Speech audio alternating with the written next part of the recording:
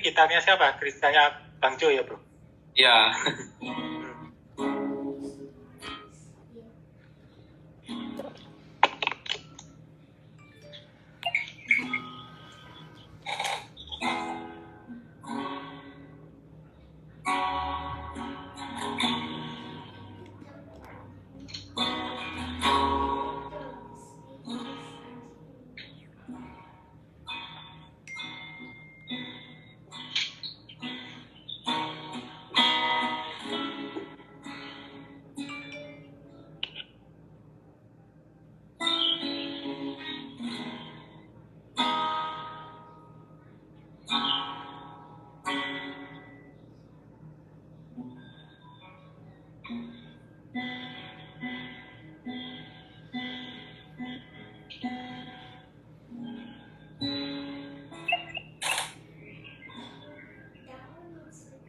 Yuk, kelihatannya Bang Jo. Nah, kok keluar lagi? Nah, itu Bro Kristonya udah muncul main gitar itu. Udah bawa drum itu Bro Kristo tadi. Kamu gitar, dia bawanya drum itu. Silakan, brother.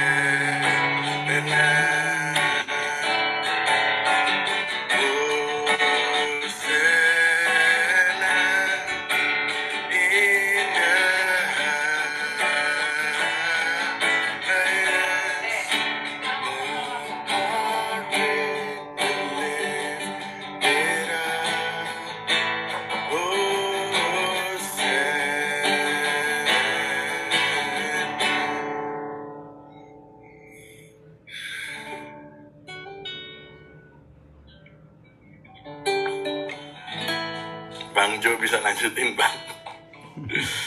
Saya kalau pimpin pujian begini ngedek ya. Bagus. Luar biasa. Nggak layak dan mana bisa nggak layak, dari mana?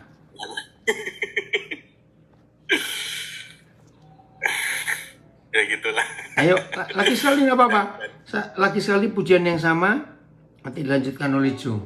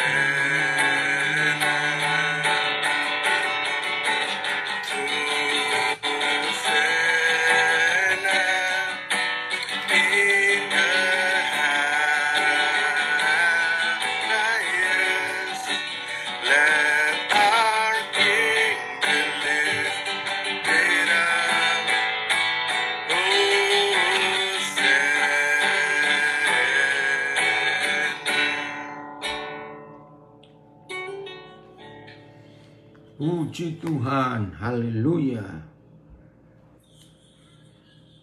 Haleluya. Satu pujian, Jo. Ya, Pak. Ada pujian seperti rusa.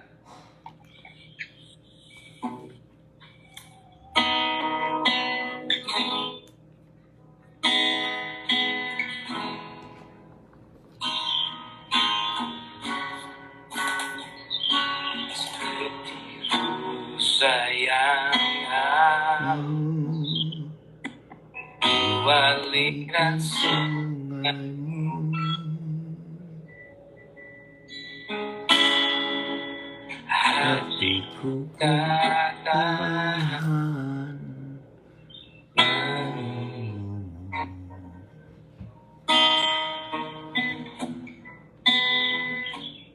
bagai padang gersang, nanti datangnya hujan. Begitupun jiwaku, Tuhan. Hanya Engkau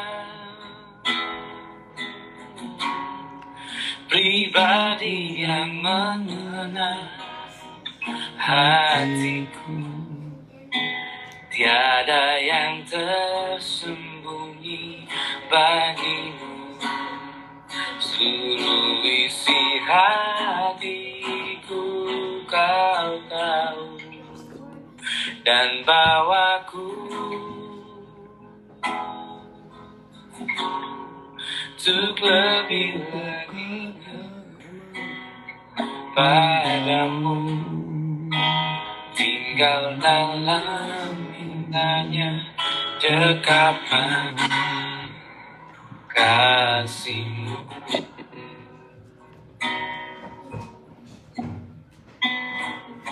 Seperti rusa yang haus, rindu aliran sungaimu.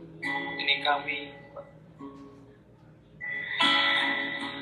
hatiku tak tahan menunggu.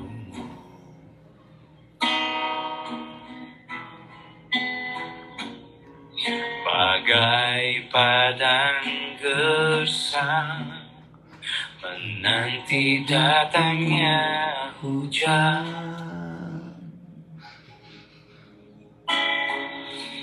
Begitupun jiwaku, Tuhan.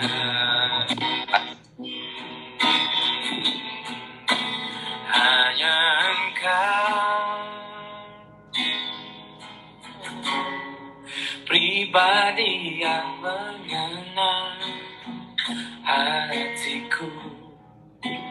Tiada yang tersembunyi bagimu.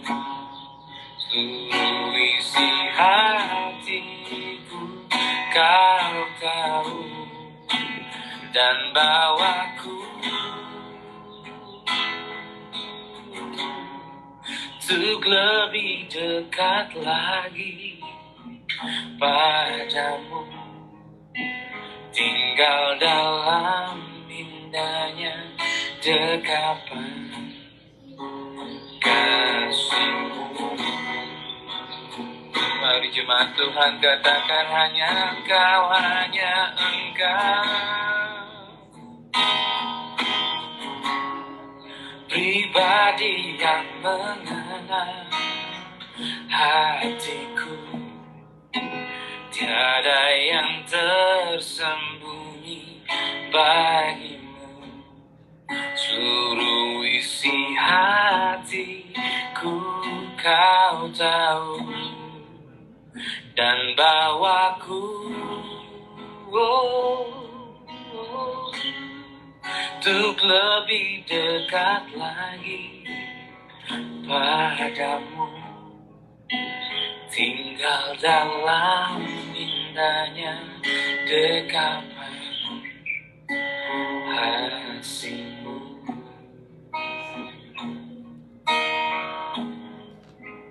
Tinggal dalam dekapan indahnya kasih-Mu.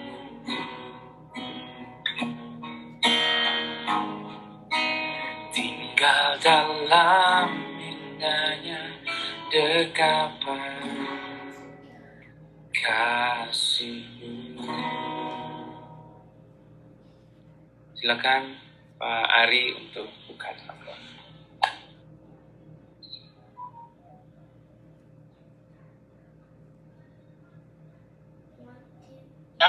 silakan Pi. Oh, buka dalam doa dulu. Pak Ari, Oke. Ayo kita berdoa. Tuhan, terima kasih untuk pagi hari ini. Kami boleh kembali berfellowship. Kami percaya ada satu pesan yang akan kau sampaikan melalui anakmu, Papi Daniel Tuhan. Dan kami mau siapkan hati kami sebagai tanah yang subur. Kami percaya firman-Mu akan kami, membentuk kami, makin serupa dengan Engkau ya Bapak. Makasih Bapak, di dalam nama Tuhan Yesus, kami berdoa dan mengucap syukur. Amin. Amin. Silakan Pi. jangan Ya. lupa di-record, Pak Ari. Puji Tuhan. Oh iya, siap brother. Saya akan Recording in progress. baik, puji Tuhan.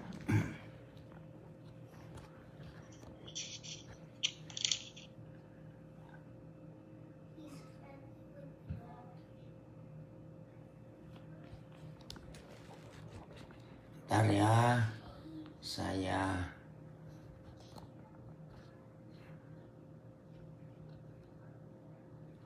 selamat pagi semua yang di Indonesia. Selamat malam. Selamat malam yang di Amerika, yang di Eropa. Selamat. Oh, masih tidur ya? Yang di Eropa masih tidur. Oke. Baik. Bentar. Iya. Kita bersyukur kepada Tuhan. Kita kurang 1 minggu lagi berakhir bulan yang ke-11 ini. Cepat sekali saudara. Pandemik sudah berjalan hampir 2 tahun. Dan kalau kita masih ada sampai hari ini, ada rencana Tuhan yang besar untuk hidup kita. Mari kita kerjakan dengan serius. Kesempatan yang Tuhan berikan. Tema kita hari ini diambil dari 3 ayat. Yohanes 14 ayat 12. Efesus 4 ayat 16 dan 2 Korintus 10 ayat yang ke-17. Diringkas jadi satu kalimat, satu terpecah sempurna. Nah, siapa satu itu? Tidak lain adalah Tuhan Yesus. Begitu sempurnanya, terpecahnya hidup Tuhan Yesus. Kalau saya ganti, begitu remuknya, hancurnya hidup Tuhan Yesus, supaya lahir kesempurnaan,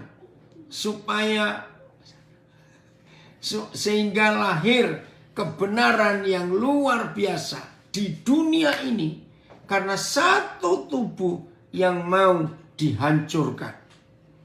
Nah, maksud Tuhan Yesus supaya saudara dan saya pun mengikuti teladannya, polanya itu, yaitu hidup siap diremukkan, siap dihancurkan. Nah, ternyata hanya ada satu sikap orang yang hidupnya nggak mau diremukkan, nggak mau dihancurkan.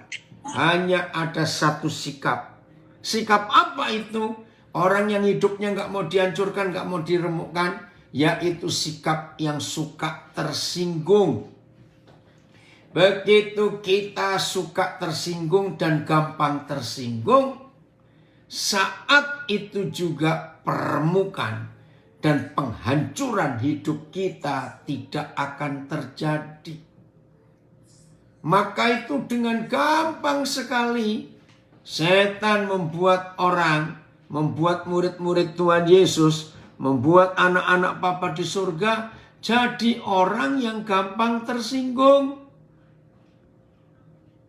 Ditelepon sampai 7 kali nggak dijawab, padahal orangnya lagi sibuk, sudah marah-marah. Otak ya, Pak? Iya. Tolong di mute ya. Nah, lupa diberi salam, tersinggung. Berarti orang itu tidak mau diremukkan, tidak mau dihancurkan hidupnya. Berarti menjadi murid Yesus itu artinya kita sedang dalam proses peremukan, penghancuran, sedang dalam proses dilembutkan hidup ini. Supaya banyak orang di sekitar kita itu bisa dipulihkan dan diselamatkan. Kita baca ayat yang pertama. Yohanes 14 ayat yang ke-12. Ini tujuan peremukan hidup Tuhan Yesus. Woi, luar biasa. Terima kasih. Maka itu judulnya Satu Terpecah Sempurna. Puji Tuhan untuk itu. Yohanes 14 ayat yang ke-12. Ya, Yohanes 14 ayat yang ke-12.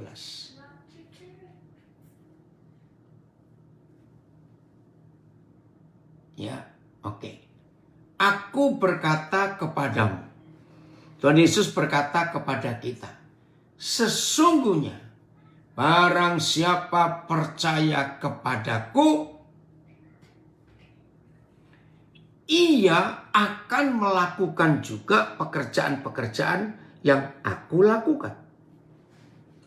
Bahkan pekerjaan-pekerjaan yang lebih besar daripada itu. Sebab aku pergi kepada Bapa. Saudara, kalau kita tidak mengerti hati Tuhan, maka waktu kita baca ayat ini kita akan mikir gini, Tuhan Yesus basa-basi itu. Tuhan Yesus cuma menghibur saja. Loh kenapa? Karena kan saat itu ini pertemuan perpisahan antara Tuhan Yesus dengan 12 muridnya. Di sebuah ruangan, di lantai 2, di sebuah rumah di Yerusalem pada waktu itu. Dan disitulah mereka mengadakan pesta perpisahan, yaitu makan malam yang terakhir. Sebab setelah mereka makan malam dan membicarakan banyak hal, Tuhan Yesus masuk ke Getsemani, berdoa, ditangkap, dan diadili, dan disalibkan mati. Jadi ini perpisahan. Nah, maka kalau kita membaca kisah ini, jangan-jangan cuma basa-basi ini Tuhan Yesus. Ternyata tidak. Sebelum dia diremukkan, sebelum dia dihancurkan lewat penyiksaan dan penyaliban itu, ternyata dia bicara kepada kita. Apa yang dia bicarakan?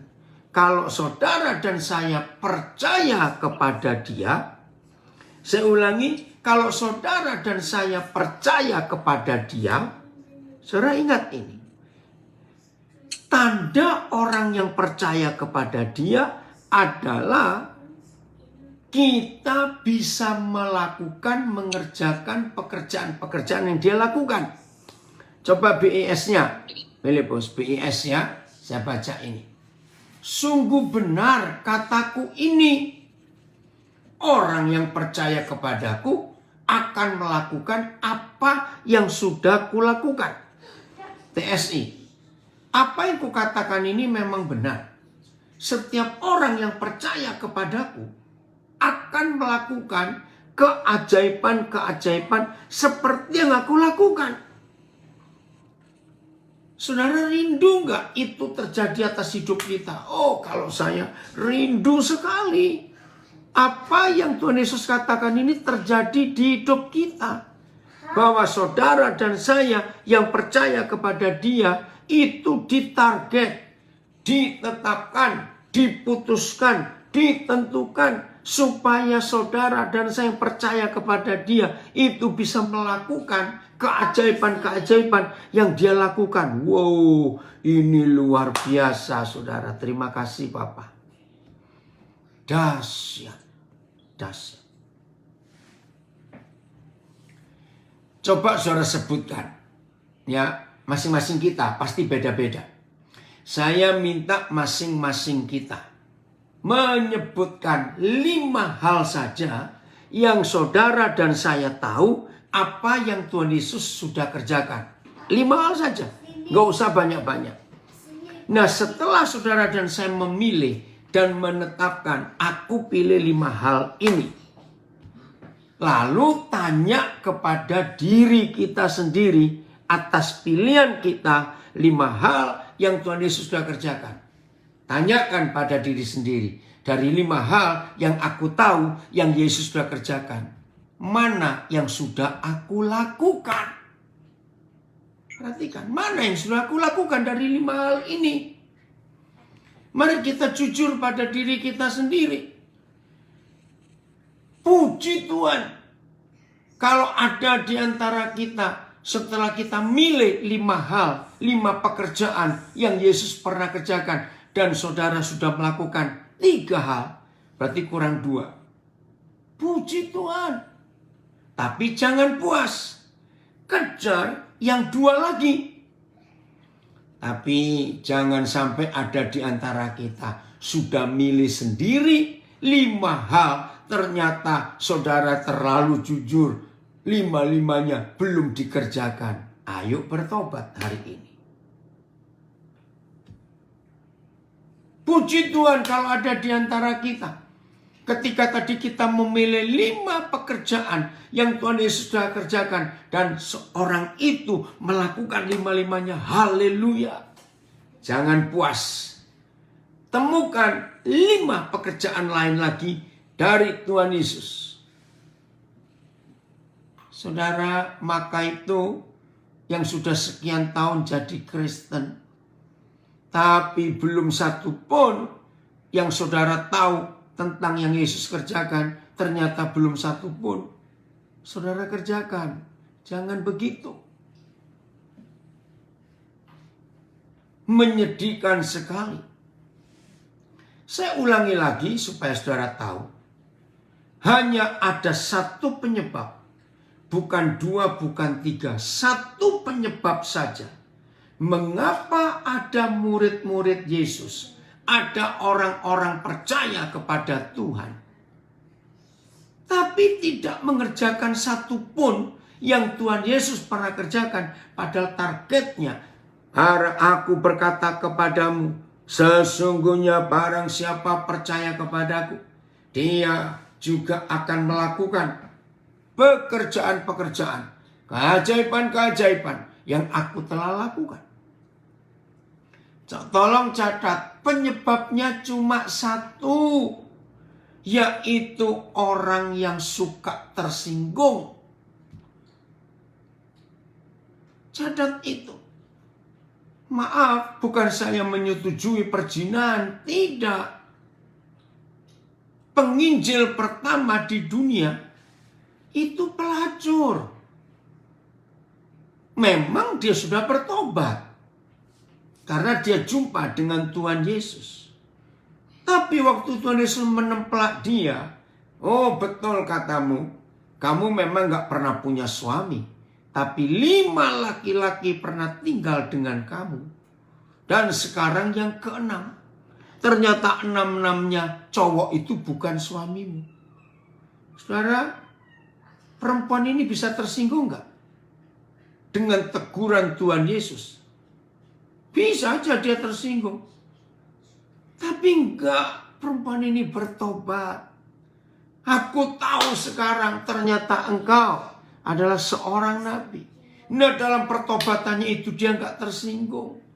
Padahal dia itu sudah jelas salah. Maaf, apa profesi seorang perempuan kalau koleksinya laki-laki? Maaf. Dia bertobat. Nah, tidak sedikit murid-murid Tuhan Yesus sudah jelas salah, ditegur malah tersinggung. Aduh, ngeri sekali. Ini yang salah dan ditegur. Seharusnya dia bisa tersinggung, bisa membantah. Hei, kamu siapa? Kamu kan gak pernah kenal aku. Enak aja kamu ngomong, nuduh aku koleksi 5 laki-laki, sana yang ke-6. Bisa perempuan itu marah. Tapi tidak. Maka itu saya minta dalam nama Yesus. Kalau masih ada di antara kita, baik via Zoom, via Instagram, via Facebook, Ada yang suka tersinggung walaupun saudara rajin berdoa, rajin baca Alkitab, rajin dengar khotbah. Kalau dengar khotbah nyatetnya luar biasa. Tapi saudara suka tersinggung, bertobat. Tuhan gak akan bisa pakai saudara. Karena saudara gak mau masuk dalam proses peremukan, penghancuran. Satu, terpecah dan menjadikan kesempurnaan. Luar biasa, saudara. Itulah yang Tuhan rindukan. Nah, akhirnya perempuan ini balik ke kampungnya. Dan Yohanes 4 ayat 39 menulis, maka banyak orang Samaria di kotanya itu menjadi percaya kepada Tuhan Yesus karena perkataan perempuan itu. Jadi penginjil pertama di dunia ini pelacur, maaf. Karena waktu dia meninggalkan rumahnya untuk ke sumur itu mengambil air, orang-orang tetangga-tetangga kan tahu siapa dia. Aku kan bikin orang panik juga. Tolong. Hei, kenapa itu? Siapa itu? Tolong di mute. Ya, saya ulangi. Waktu dia keluar dari rumah, meninggalkan rumahnya untuk mengambil air, itu tetangga-tetangga masih tahu loh saudara, bahwa dia itu pelacur, maaf. Karena laki-laki yang keenam kan masih di rumahnya. Nah, setelah dia jumpa Tuhan Yesus dan dia bertobat, kan dia belum sempat, maaf, menyuruh laki-laki keenam itu untuk keluar dari rumahnya. Karena baru balik jumpa Yesus. Dan Yohanes 4:39 luar biasa. Maka banyak orang dari kotanya itu menjadi percaya. Oke, terima kasih Filipus. Dan banyak orang Samaria dari kota itu telah menjadi percaya kepada Tuhan Yesus karena perkataan perempuan itu yang bersaksi. Woi, ia mengatakan kepadaku segala sesuatu yang telah ku perbuat. Luar biasa. Nah, waktu tetangga-tetangga mendengar perempuan ini bersaksi bagaimana perjumpaan dia dengan Tuhan Yesus, orang-orang itu yang percaya kepada Yesus hari itu karena perkataan perempuan itu, maaf, kan mereka masih tahu ini kan pelacur. Cowok yang keenam masih ada di rumahnya. Tapi luar biasa kuasa Yesus. Barang siapa percaya kepadaku, dia akan melakukan juga apa yang kulakukan. Hari itu dunia dibuat kagum. Penginjil pertama di dunia seorang pelacur. Ada komen ini dari Makassar. Puji Tuhan. Haleluya. Barusan selesai dengar khotbah kemarin. Masih ingat khotbah kemarin yang siang? Ya. Mengapa kita masih bisa tersinggung dan sakit hati? Barusan selesai dengar khotbah kemarin tersinggung sakit hati. Hari ini dibongkar lagi. Maaf. Hari ini dibongkar lagi. Bertobat terus. Dimurnikan menjadi sama seperti Tuhan Yesus. Terima kasih Pak Pendeta, Pak Gembala. Luar biasa ya. Maka itu saya katakan lagi. Yohanes 14 ayat 12. Tidak akan terjadi untuk saudara yang masih gampang tersinggung. Catat itu baik-baik. Orang yang gampang tersinggung, dia merasa dirinya paling benar, orang lain salah. Maka itu walaupun dia ketemu orang yang memang salah, ini orang akan naik pitam. Karena dia sombong, merasa diri paling benar. Ayo kita rendahkan hati kita. Seperti perempuan itu. Terima kasih Tuhan. Nah, saya ulangi lagi. Jadi setelah saudara bisa memilih 5 hal yang dikerjakan Tuhan Yesus. Lalu kita tanya, dari 5 hal yang aku pilih, yang Yesus kerjakan, aku sudah mengerjakan berapa hal? Oke ya. Dan itu nggak cukup sampai di situ. Saya kagum. Coba lihat Yohanes 14 ayat 12. Ada kelanjutannya saudara. Wih, maka itu ayo hari ini kita berubah betul-betul. Kalau yang Yesus kerjakan saja kita belum bisa menyelesaikan, bagaimana kerinduan Tuhan Yesus untuk hal yang kedua? Bahkan pekerjaan yang lebih besar daripada itu. Wow. Apalagi ini yang Yesus sudah kerjakan dan diputuskan oleh kerajaan surga. Saudara dan saya yang percaya Dia harus mengerjakan juga yang Dia kerjakan.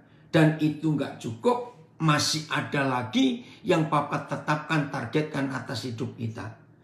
Bahkan pekerjaan-pekerjaan yang lebih besar lagi daripada itu. Wish, ini luar biasa. Maka itu kalau yang sekarang aja kita belum lakukan, bagaimana hal yang besar yang Tuhan sudah siapkan untuk kita? Nah, kapan ini terjadi? Setelah Tuhan Yesus mau merelakan hidupnya untuk dipecahkan, untuk dihancurkan. Karena setelah dia bicara itu, dia masuk ke Getsemani. Dia ditangkap, diadili dengan sangat tidak adil. Dia disiksa. Wih, ngeri sekali. Maka hari ini saudara, ayo dalam kehidupan kita, sungguh-sungguh dengan serius, kita mulai melakukan apa yang Tuhan Yesus kerjakan. Dan ada target lebih besar daripada itu. Terima kasih Tuhan untuk semua yang Tuhan percayakan buat kami. Terima kasih. Mari saudara kita berjuang untuk mencapai semuanya itu. Supaya ketetapan Tuhan ini terjadi dalam kehidupan kita dengan sempurna. Dan itu kerinduan Tuhan. Saudara dan saya tidak boleh menganggap enteng firman ini. Karena Tuhan rindu semua kita mengalami apa yang tertulis. Ini yang Tuhan ingin kita lakukan. Oke? Ayat kedua. Efesus 4 ayat 16. Nah, jadi kalau saudara dan saya sudah bisa melakukan itu, ya dari Medan, wow keren banget. Tapi harus sungguh fokus sama Bapak. Betul sekali. Harus fokusnya kepada Bapa. Wih, kalau fokusnya pada diri sendiri, celaka sekali kita. Nah, Efesus 4:16. Daripadanya lah, dari hidup Tuhan Yesus, seluruh tubuh yang rapi tersusun dan diikat menjadi satu oleh pelayanan semua bagiannya. Sesuai dengan kadar pekerjaan tiap-tiap anggota. Menerima pertumbuhannya dan membangun dirinya dalam kasih. Ayat 16 Efesus 4. Itu mudah dimengerti, dicerna dan dilakukan. Kalau saudara dan saya melihat ke tubuh kita masing-masing. Saya ulangi. Efesus 4 ayat 16 akan begitu mudah kita mengerti, kita cerna, dan kita lakukan. Kalau kita melihat tubuh badan kita sendiri. Ya, ini luar biasa. Tuhan Yesus berkata, kamulah tubuhku, tubuh Kristus. Bersyukur kepada Tuhan sejak tahun 72. Berarti sudah hampir 50 tahun. Saya menghidupi kebenaran tubuh Kristus.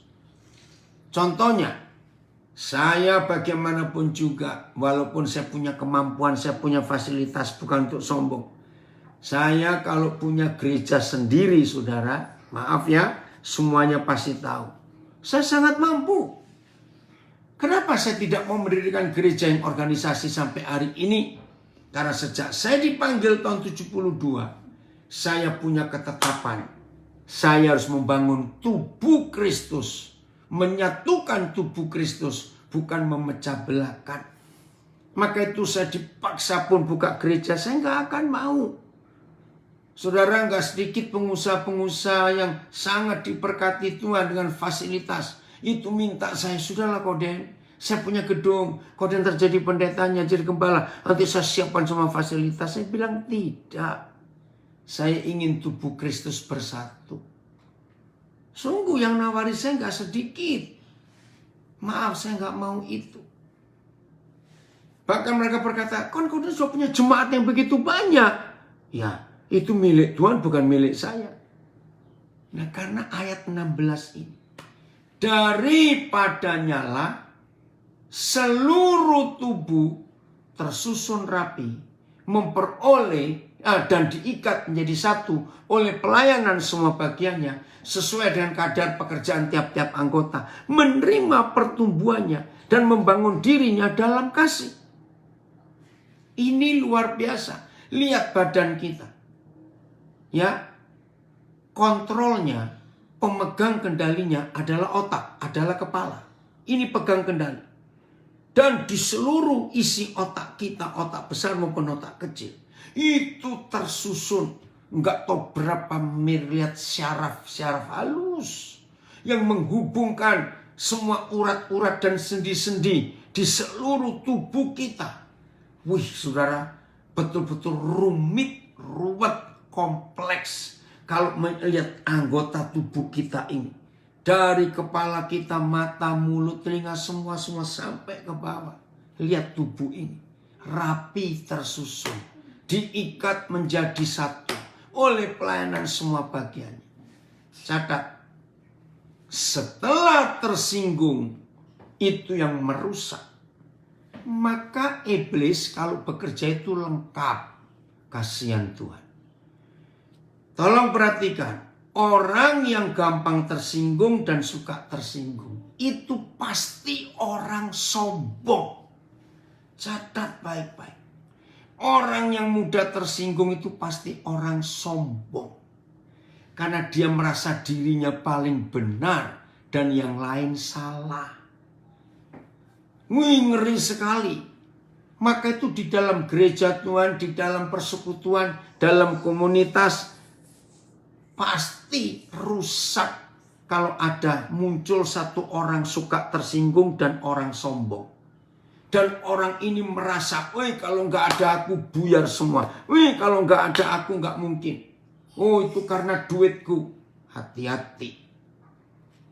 Ingat Yakobus 4. Satu-satunya ditentang oleh Yahweh Tuhan orang congkak. Nah orang sombong itu pasti melawan Efesus 4 ayat 16. Kenapa? Tubuh kita ini satu, tapi anggotanya banyak, saudara. Aduh, banyak anggotanya.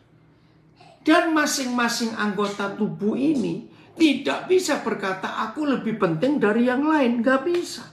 Semua punya peranan yang berbeda-beda. Semua punya fungsi yang berbeda-beda. Semua punya tugas yang berbeda-beda. Nah, di dalam komunitas, di dalam tubuh Kristus, kalau muncul satu orang yang merasa bisa jadi kepala, jadi mulut, jadi tangan, jadi jantung, jadi kaki, pasti rusak komunitas itu. Karena orang ini selalu menonjol. Selalu menonjol. Dia merasa ada di paling depan. Apa-apa dia ingin maju, apa-apa ingin dihargai. Lihat aja orang seperti ini, suka nyampuri tugas orang lain. Karena dia merasa, aku yang bisa di situ, aku bisa begitu. Nah orang ini suka nyampuri pekerjaan orang lain. Maaf, ini orang sombong dan ini orang yang suka tersinggung. Kurang ajar betul setan itu. Jadi setan punya satu paket. Kalau ada orang dibuat suka tersinggung, maka orang itu langsung jadi sombong. Ini ada komen, betul sekali. Orang sombong tidak tahu kalau dia perlu orang lain. Gak bisa. Karena dia merasa semua orang butuh aku. Itu loh orang sombong itu. Merasa hebat. Ingin selalu tampil. Ingin eksis. Ingin dihargai. Ingin dianggap ada. Bertobat kalau ada seperti itu. Nah, ini yang harusnya tubuh Yesus itu hancur. Seperti tubuh kita harus hancur. Tapi orang yang suka tersinggung dan orang yang sombong ini justru gak mau hancur. Utuh. Tetap eksis. Haus aku dilihat. Tuhan ampuni kami. Maka itu gereja Tuhan, tubuh Kristus, pekerjaan Tuhan hancur dan rusak. Kalau ada orang yang suka tersinggung dan orang yang sombong itu. Ini yang kita harus tahu dalam kehidupan kita. Karena semuanya rapi tersusun. Masing-masing anggota tubuh kita itu sadar saling memerlukan. Ada TSI-nya enggak, Filipus? Yang ayat 16 ini? Oke, saya baca terjemahan sederhana Indonesia. Efesus 4 ayat 16. Dialah yang mengatur. Dia, Yesus Kristus Tuhan. Tapi orang ini, dia ingin ngatur semuanya. Maka itu dia suka mencampuri tugas orang lain. Dialah yang mengatur supaya semua anggota disusun. Yesus sebagai kepala yang mengatur. Disatukan dengan sempurna. Supaya kita seperti tubuh yang bisa bergerak dan bertumbuh. Karena ada sendi-sendi dan anggota-anggota tubuh yang lain. Ketika tiap-tiap anggota berfungsi dengan teratur, kita seperti tubuh yang sehat karena saling menguatkan dan saling mengasihi. Kalau Pak Tony Yudianto ikut gabung dari Mission Care, dia Presiden Mission Care Indonesia, Pak Tony Yudianto, itu menjadi saksi. Harusnya ada dua, Pak Peter Condro, tapi Pak Peter Condro sudah meninggal. Lalu ada satu anak. Nah, siapa ini? Saya mau ceritakan. Awal 2000. Itu pertama kali saya bertemu pribadi dengan Bapak Insinyur Ciputra. Saudara tahu ya? Orang ini orang hebat. Awal 2000. Ya, mudah-mudahan Pak Tony ada di sini. Saudara, tahun 98, Mall Ciputra yang di Grogol, waktu kerusuhan Mei 98, itu sudah diserbu karena persis di depannya Universitas Trisakti. Pemicu pertama kerusuhan Mei 98. Guten Morgen, Olin, wie geht's dir? Ya, ayo belajar ya, Olin. Nah, di situ dia berkata, berdoa. Dia berdoa. Wih, Tuhan mendengar doanya. Sehingga perusuh itu tidak masuk ke Mall Ciputra dan hotelnya. Padahal di daerah-daerah lain Jakarta sudah terbakar. Hampir semua mall terbakar. Lihat Mall di Daan Mogot, berapa ratus korban yang terbakar. Aduh, ngeri sekali. Nah, akhirnya tahun 98 itu Pak Ciputra setelah kerusuhan Mei mengambil keputusan mempercayai Tuhan Yesus dengan sungguh-sungguh. Nah, 98 terus dia bertumbuh, haus mencari Tuhan. Pak Ciputra rajin dengar khotbah siapapun juga. 99 makin kuat dia. Nah, awal 2000. Saya nggak tahu bagaimana. Itu Pak Tony Yudianto yang tahu.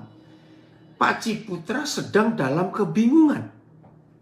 Saya pikir, orang kaya kok bingung kenapa? Saya dipanggil ke salah satu kantornya yang ada di ruangan hotel Ciputra, yang di Mall Ciputra, yang di Grogol itu. Nah, ada berapa? Ada anaknya perempuan, lalu ada sekretarisnya, saya nggak tahu ada orang siapa lagi dari perusahaan itu. Nah, ada Pak Tony Yudianto dan Pak Peter Condro. Saya kaget. Ternyata Pak Ciputra itu sedang bingung karena rata-rata gereja menarik dia untuk jadi anggotanya. Waktu itu Pak Ciputra menyebut gereja ini, gereja ini, gereja ini, gereja ini. Waduh, banyak sekali. Mungkin ada 10 gereja ingin merebut dia jadi anggotanya. Nah, dia itu tanya, saya ini milih gabung ke gereja mana? Nah, yang diminta pendapat saya waktu itu, saya tersenyum, salah panggil orang. Yang dipanggil kok saya. Yang jelas saya akan jawab, Pak Ciputra jangan gabung ke gereja mana-mana. Kaget dia. Loh, kenapa begitu? Justru Efesus 4 ayat 16 ini yang saya baca. Coba buka lagi saudara. Wih, ini luar biasa. Maka itu sampai hari Pak Ciputra dipanggil Tuhan, dia tidak beranggota gereja manapun. Karena dia terkagum-kagum dengan Efesus 4 ayat 16. Ya, yang terjemahan baru dulu. Karena yang TSI nggak ada kata spesifik ini. Lihat terjemahan baru. Yang rapi tersusun dan diikat menjadi satu oleh pelayanan semua bagiannya sesuai. Oh, ada sendi-sendi mana ya? Menjadi yang rapi. Oh, kalau gitu bukan. Kolose 2:19. Maaf, ya. Jadi di dalam anggota tubuh Kristus, ya saya baca pertama ayat ini. Saya bilang begini ya. Pak Ciputra, saya panggil Pak Ci. Pak Ci itu tidak boleh jadi satu anggota tubuh. Misalnya tangan kanan, kaki, jantung, nggak boleh. Pak Ci ini milik tubuh Kristus yang mengikat seluruh ayat 19. Kalau 2:19. Jadi Pak Ci ini akan dipakai untuk mengikat semua anggota tubuh Kristus. Jadi Pak Ci nggak boleh dimiliki oleh satu gereja, satu denominasi. Ya.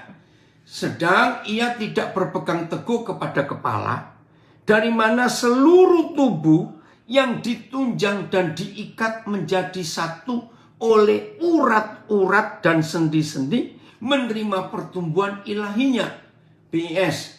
Sehingga tidak lagi berpegang pada Kristus yang menjadi kepala, di bawah pimpinan Kristus seluruh tubuh dipelihara dan disatukan oleh sendi-sendinya serta bertumbuh menurut kemauan Tuhan. TSI.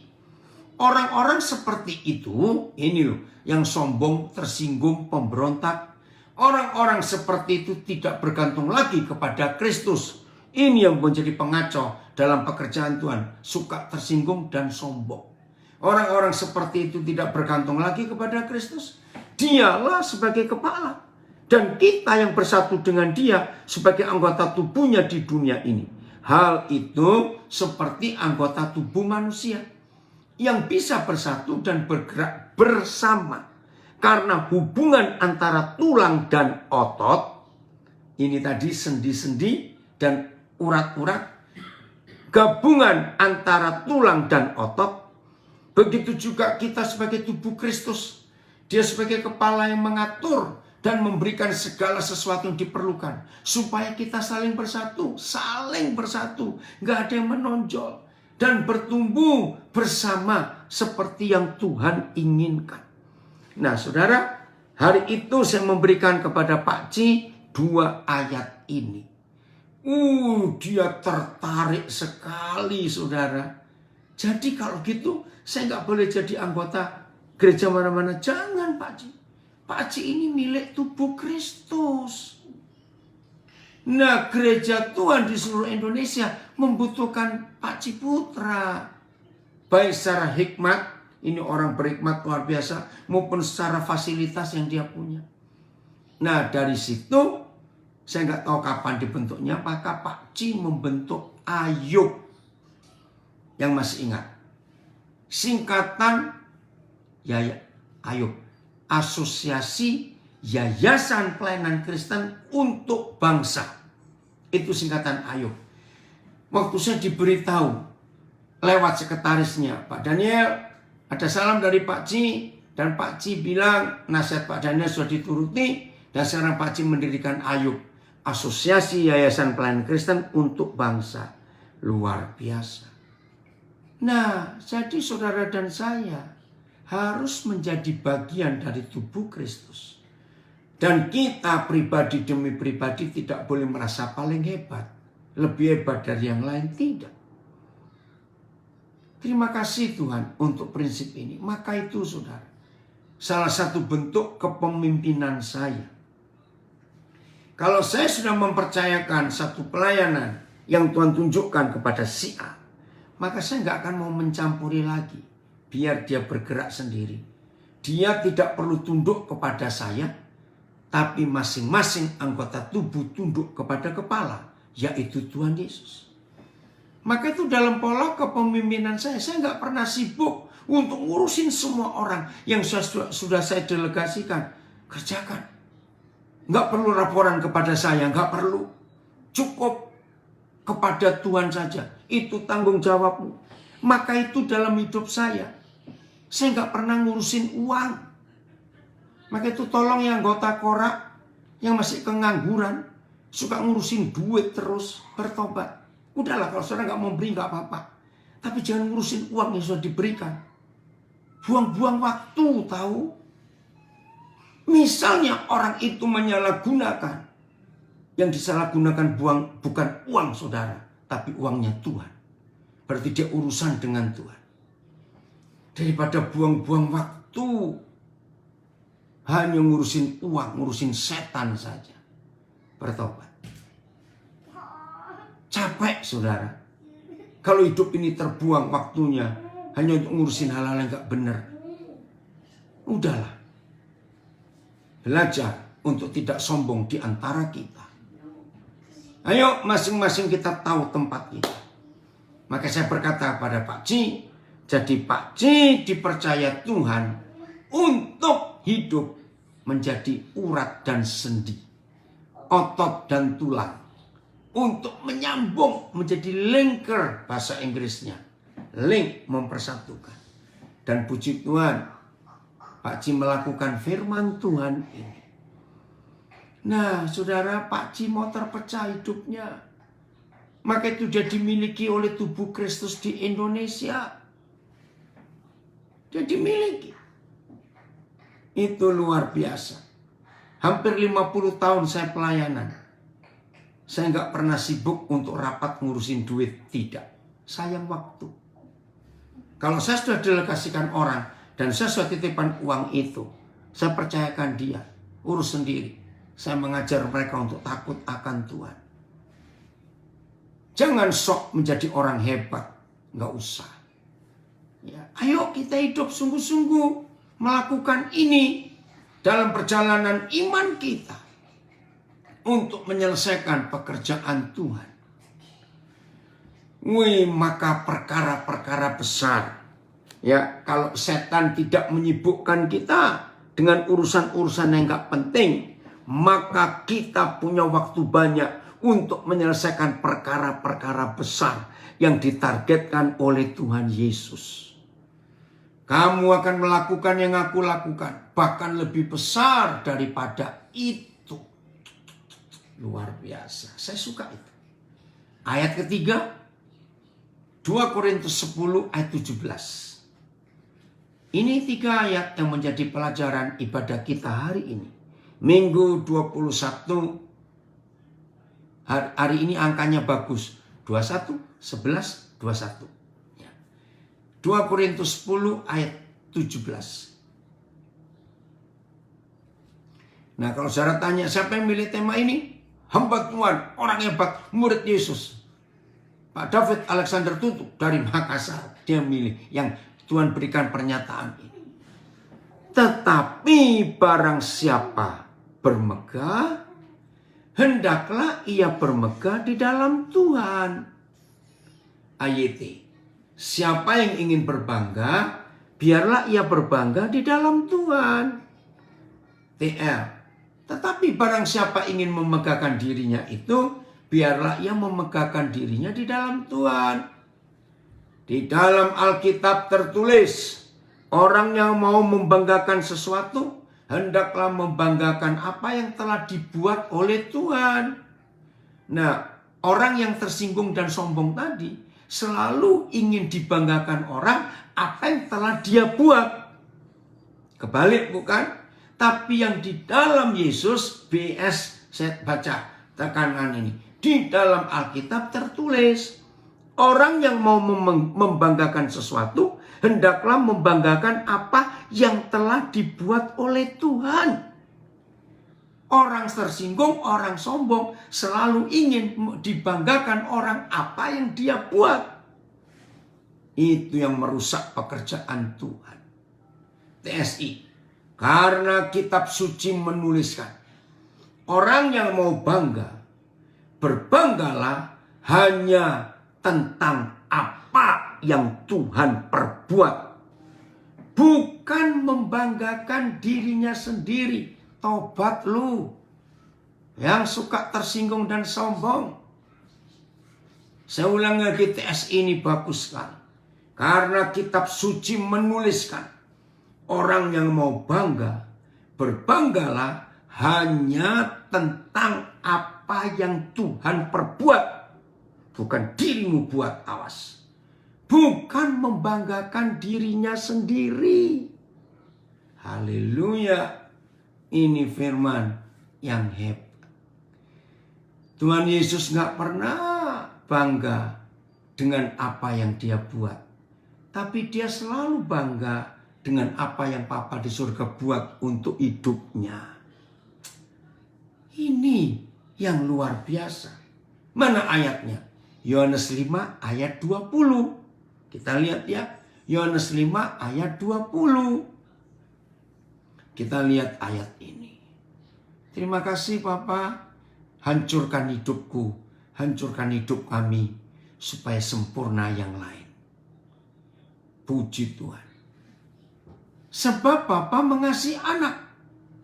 Dan Papa menunjukkan kepada anaknya segala sesuatu yang dikerjakannya sendiri. Anak itu adalah Tuhan Yesus. Bahkan Papa menunjukkan kepada anaknya itu pekerjaan-pekerjaan yang lebih besar lagi daripada pekerjaan-pekerjaan itu. Sehingga kamu menjadi heran. Ini loh perbedaannya. Maka itu saya mau menyatakan kebenaran ini. Kalau saudara dan saya mengerjakan yang Papa kerjakan dan dia tunjukkan kepada kita, maka orang akan heran yang melihat pekerjaan yang kita kerjakan.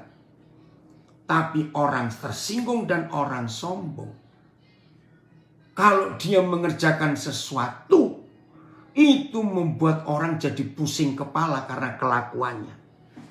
Ngeri sekali. Maka itu hari ini saudara, ayo kita melakukan kebenaran itu. Ini ada komen dari anak saya, Pak Muhammad Duki dari Nabiri. Jika kita adalah tubuh Kristus, maka kita juga bisa merasakan apa yang dialami orang lain. Dan kelebihan kita harus bisa menutupi kekurangan mereka. Dan kekurangan kita juga bisa ditutupi oleh kelebihan mereka. Makasih nak, betul sekali pendapatmu ini. Nah inilah orang benar.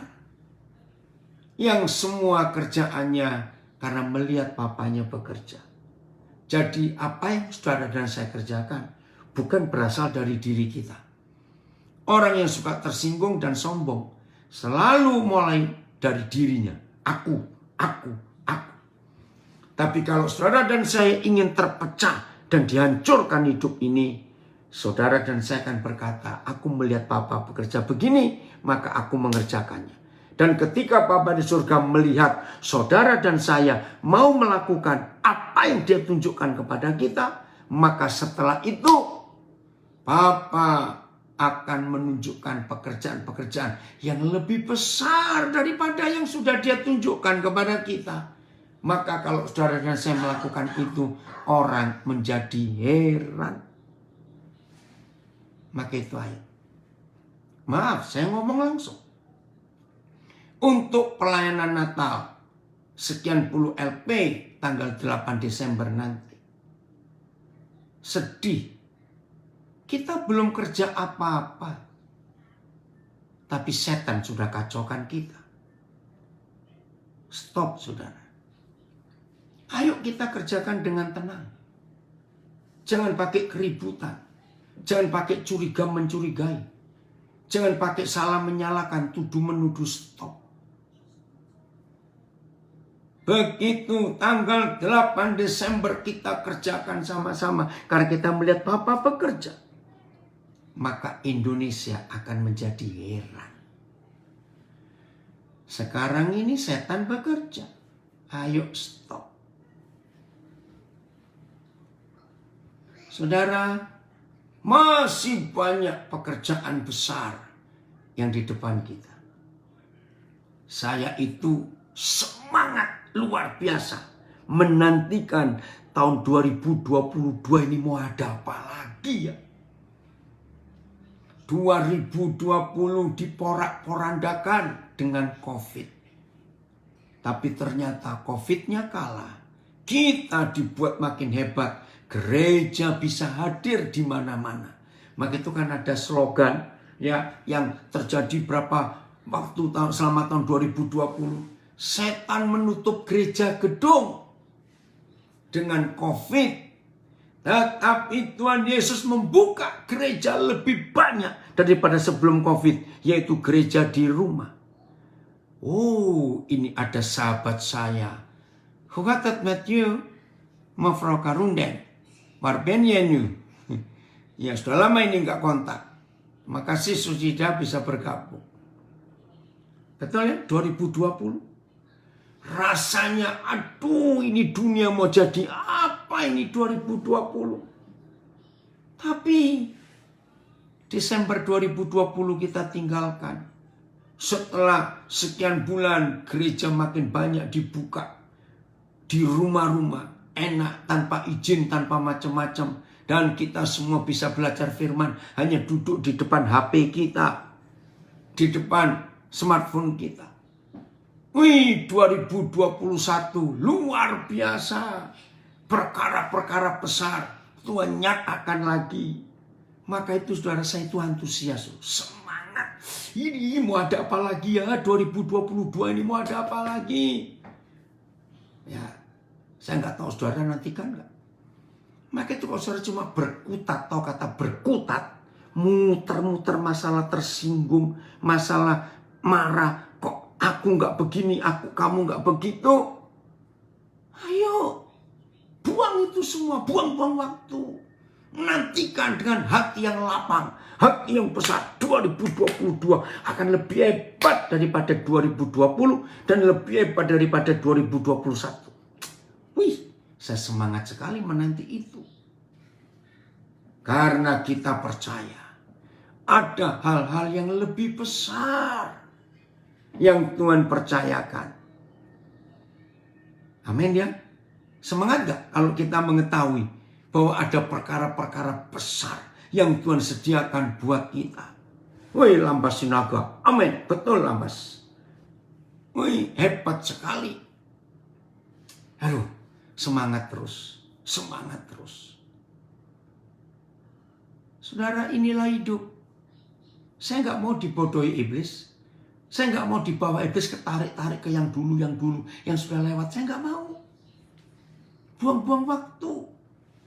Maka itu kalau saudara kenal saya, hampir saya tuh nggak ngurusin masalah yang sudah terjadi. Enggak, saya nggak mau. Saya mau cari ke depan, ada apa? Setelah ini ada apa? Setelah ini ada apa? Wih, itu menyenangkan sekali kalau kita bisa hidup seperti itu. Jadi saudara, di depan kita masih banyak hal-hal besar yang Tuhan sediakan untuk kita kerjakan. Maka itu mari, semua kita dalam komunitas apapun juga, ayo kita semangat. Amin. Jangan mau dibodohi iblis. Ya, jangan ngurusi cuma tersinggung, ngurusi masalah. Ngapain? Kecil itu sampah semua. Ayo kita lihat ke depan. Terima kasih Papa. Tuhan mengerjakan itu. Markus 2 ayat 12. Itu yang saya nantikan untuk tahun 2022. Haleluya. Markus 2 ayat 12. Ayo kita menantikan perkara-perkara besar. Jadi kira-kira tinggal 5 minggu lagi loh tahun ini habis. 1 minggu di bulan November Dan 4 minggu lagi di bulan Desember. Dan orang itu pun bangun, segera mengangkat tempat tidurnya, dan pergi keluar di hadapan orang-orang itu, sehingga mereka semua takjub. Lalu memuliakan Tuhan, katanya, yang begini belum pernah kita lihat. Ini yang saya tunggu. Tapi kalau ini orang Sorabe bilang, kok cuma eker-ekeran. Maaf, tahu kata eker-ekeran? Hanya bertengkar. Maaf, saya ini kalau ngomong kasar. Jangan saudara buang-buang waktu ngurus tainya setan. Yang gak setuju silakan. Masa tai setan diurusin? Bertobat. Masih banyak pekerjaan besar yang Tuhan percayakan buat kita. Jangan mau dibodohi. Jangan ngurus sampah-sampah. Sungguh saya ini sedih saudara. Kalau sampai ada orang saya kenal ribut masalah duit. Ya ampun, ngapain sih? Mau dipakai salah, biarin, kita bisa cari lagi. Oh, ada yang komen di Facebook saya. Benar juga. Saya sampai sekarang malas ke gereja karena tidak dapat firman yang bisa menuntun saya. Puji Tuhan. Woi, ini sahabat saya Dona, Urangian. Apa kabar? Aduh, lamanya kita nggak jumpa Dona. Senang sekali ini. Oi, Ivan, orang hebat. Dari Sulawesi Utara. Bangkit terus ya nak, ada perkara-perkara besar. Larry, itu hal kecil di hadapan Tuhan. Ayo kita bangkit. Menyelesaikan banyak hal ke depan ini. Supaya waktu yang ada, Tuhan gunakan untuk kita kerjakan dengan baik. Haleluya. Jadi, inilah yang Tuhan tunggu, yang Tuhan cari di antara kita semua. Menunggu apa yang Tuhan mau kerjakan untuk hidup kita. Ayat terakhir, Habakuk 2 ayat 1. Ini yang saya sharing 4 hari yang lalu, kalau saudara masih ingat. Ya. Dan ini yang kita mau tunggu untuk tahun 2022. Habakuk 2 ayat 1. Aku mau berdiri di tempat pengintaianku. Nah ini kalau ada kata pengintaian berarti sedang dalam perang. Ada musuh di depan kita. Dan berdiri tegak di menara. Nah ini menara jaga, watch tower bahasa Inggrisnya. Aku mau meninjau. Jadi kita meninjau. 2022 ini kita harus ngintai. Kita harus tinjau. Ada apa? Dan menantikan apa yang difirmankannya kepadaku. Saudara, setiap akhir tahun saya selalu punya semangat. Apa yang Tuhan mau kerjakan untuk saya di tahun 2022 ini, tahun depan ini. Ayo. Makasih ada komen ini. Tambah semangat setelah mendengar pengajaran ini. Harus semangat. 2020 COVID. Ya kalau dipikir. Contoh Indonesia saja 275 juta kira-kira. Maaf. Yang meninggal. Itu gak sampai 5 juta. Enggak. Saya lupa. Yang meninggal berapa ribu ya selama COVID ini. Nah kalau dipikir. Dibandingkan 275 juta. Maaf loh. Bukan berarti saya meremehkan yang meninggal. Tidak. Ini membuat kita punya pengertian.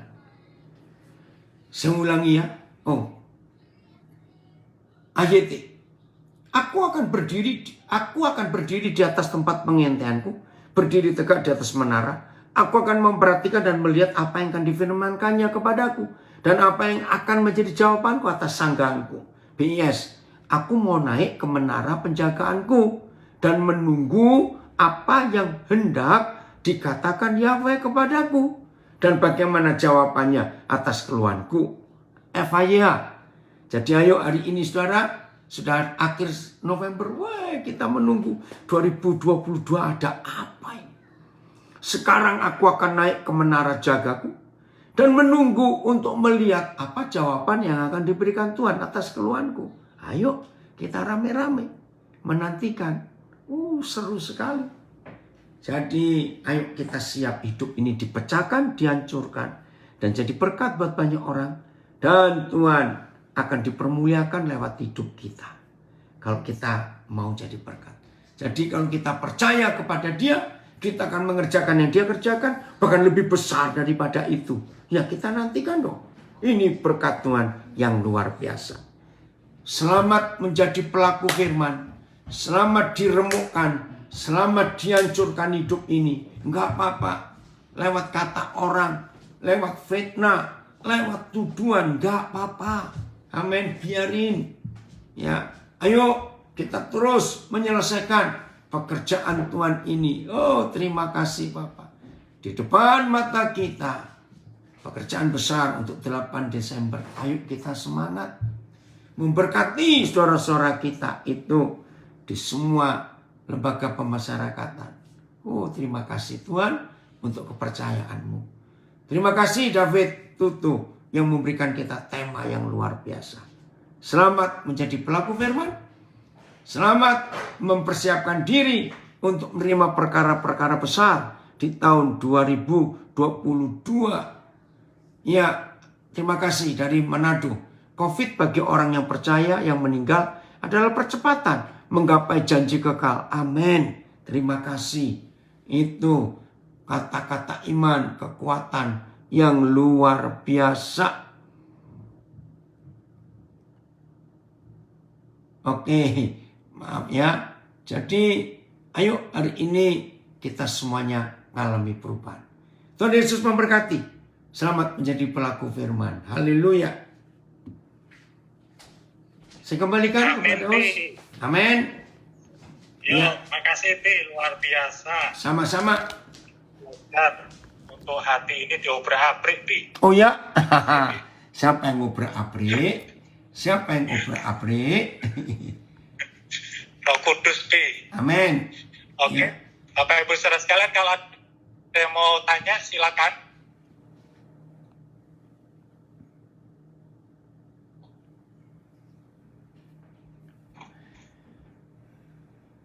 Ada? Kelihatannya udah jelas semua Pi di Zoom ini Pi. Haleluya. Ya. Jadi bagaimana? Ini ada yang tanya Pi. Ya, ada yang tanya Pi, silakan. sebentar Pi. Ya. Ini Pastor, apakah mengidolakan hamba Tuhan itu dosa atau tidak? Dosa. Yang diidolakan hanya Tuhan Yesus. Ya. Amin. Oke, Ibu. Ya toh, dibilangin orang ngomong tidak percaya. Siung. Nah, mohon di-mute dapat. Ya. Oh, Bro Irwan pantai itu tadi. Oke, silakan yang lain kalau ada yang mau bertanya. Untuk Ibu Novi udah jelas ya. Kalau kurang jelas bisa langsung unmute aja, Bu. Atau mau chatting juga bisa. Oke, ada yang lain yang mau bertanya, silakan Bapak Ibu saudara sekalian.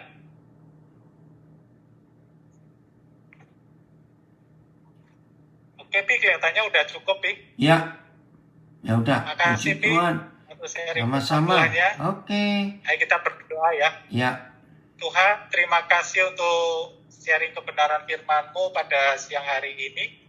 Kami bersyukur biarlah apa yang disampaikan oleh Papi Tuhan boleh bukan sekedar pengetahuan, tapi mengubah hidup kami. Firman-Mu mengubah kami dari dalam kami, sehingga kami makin hari makin serupa dengan Engkau. Makasih ya Papa. Di dalam nama Yesus kami berdoa dan ucap syukur. Amin. Amin. Amin. Nah, Makasih, Pak. yang di Indonesia nanti malam ya. Makasih, Pak. Nah ini, coba lihat ini nanti malam. Masih ada 2 ibadah lagi. nanti malam. Jam. Oh, belum lengkap itu? Nah, kelihatan. Ya. Masih pakai link Zoom yang sama, PD Tulus, jamnya diperhatikan. 9:30 malam. BIB dan 11. jam 11 kurang seperempat malam. Ya. Ya. Makasih Pak. Ya. Nah Makasih, ini Papi. ada yang mau tanya ke David kenapa milih tema ini? Amin. CC Recording happy stopped. saya. Minggu yang diremukkan harus dibalut. Puji Tuhan happy. Aduh senang sekali. David mau nambahin? Oh ada lagu silakan.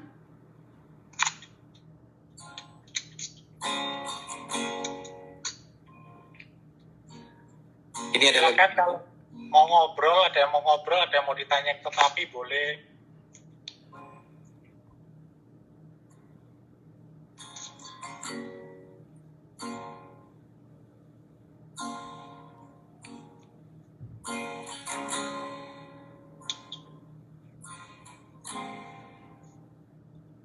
Yan tadi kamu ngomong apa Asti itu apa nggak ngerti ya?